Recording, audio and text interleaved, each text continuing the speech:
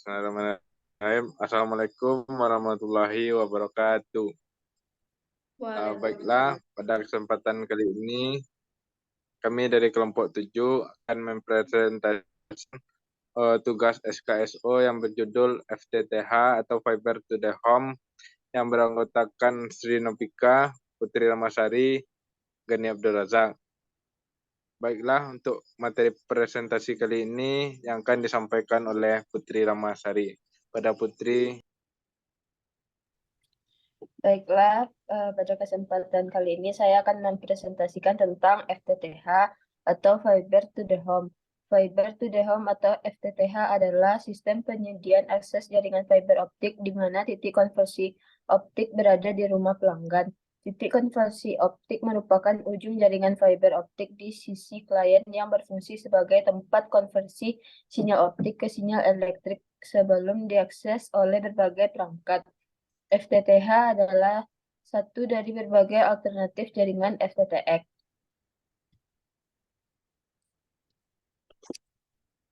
Perangkat-perangkat FTTH. Yang pertama, Optical Line Terminal atau OLT merupakan perangkat aktif Optical Network atau AON yang terdapat pada Central Office yang berfungsi sebagai antarmuka sentral dengan jaringan yang dihubungkan satu atau lebih jaringan distribusi optik.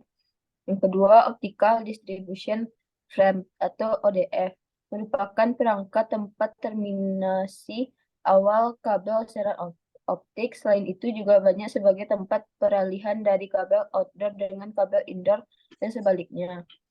Selanjutnya, kabel feeder merupakan kabel fiber optik yang diterminasi pada Optical Distribution Frame atau ODF dan Optical Distribution Cabinet atau ODC yang berfungsi untuk menyambungkan kedua perangkat tersebut. Selanjutnya, Optical Distribution Cabinet atau ODC merupakan suatu perangkat pasif optical network atau PON yang diinstalasi di luar sentral, bisa di lapangan outdoor maupun di dalam ruangan indoor. Yang selanjutnya, kabel distribusi meneruskan informasi sinyal optik mulai dari Optical Distribution Cabinet atau ODC sampai dengan Optical Distribution Point atau ODP.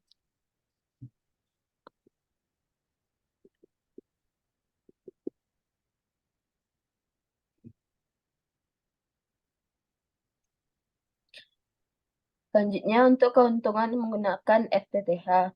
Keunggulan utama FTTH untuk broadband fiber to the premises adalah memberikan koneksi dan kapasitas dukung yang lebih cepat daripada konduktor twisted pair DSL atau kabel koaksial. Yang kedua, teknologi baru membuat FTTH lebih murah. Selanjutnya, alternatif untuk FTTH memadai untuk memenuhi kebutuhan bandwidth di masa depan. Selanjutnya yaitu jaringan optik yang diperlukan oleh FTTH adalah jaringan yang aktif dan pasif. Jaringan ini diperlukan untuk rute data ke tujuan yang dikehendaki. FTTH memungkinkan untuk menggunakan HDTV dan game terkait di setiap rumah tangga.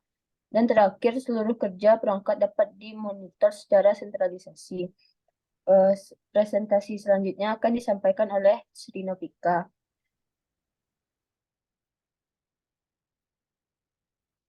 Baiklah, kekurangan menggunakan FTTH.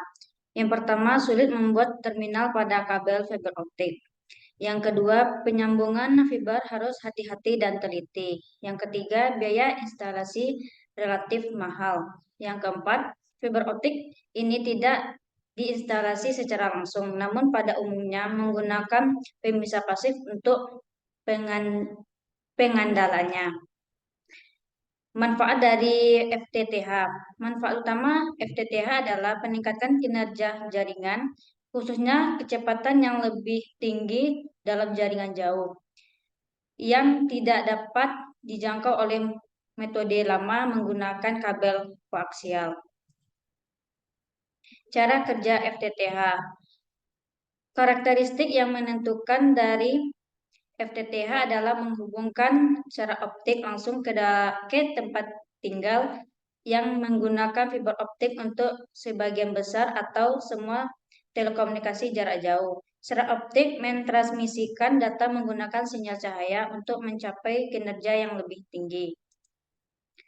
Konfigurasi FTTH. Konfigurasi FTTH dimulai dengan ONT ke roset dihubungkan menggunakan kabel postcord, kemudian dari roset menuju ke OTP menggunakan kabel indoor, lalu dari OTP menuju ke ODP yang berada di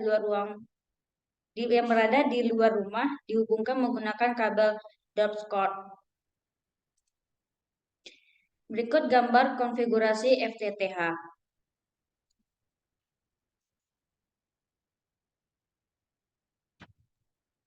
Baiklah, sekian hasil dari presentasi kelompok kami.